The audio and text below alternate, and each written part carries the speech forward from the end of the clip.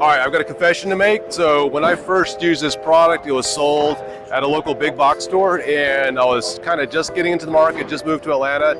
I needed soundproofing because I just finished renovating my house and I was doing the attic, and I needed some temporary walls to put up.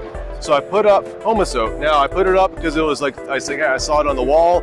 I couldn't necessarily afford some of the other things. Pulled the Homosoap off, put it up there. I could not hear my roommates anymore. I was like, that's when I learned that this was an excellent soundproofing material. Again, I was just putting it up.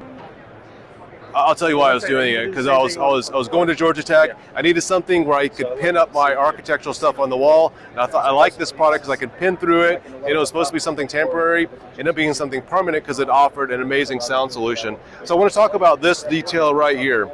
So this one right here, what we're recommending is if you are finishing the level and you don't have the flooring down, and especially if you're using some sort of step or like a floating floor, put the Homosoap on top of the subfloor. Well, that's an excuse, it's going to break that. Right here, what we're recommending, and this is probably what I'm going to do in my house, is we're going to put the rock wool, and we're doing the 6-inch safe and sound right below that. And since I already have the hardwoods down, instead of this resilient channel, because I'm kind of worried about this resilient channel across, what we're going to do is we're going to put the Homosoap below this, and then we're going to install the drywall on top of that. So instead of the resilient channel, we have this break, and what the Homosoap does, it's going to, any of the sound waves that are going through this, the percussive sounds, and also just anything that's going through the solid surfaces itself, it's going to break through that.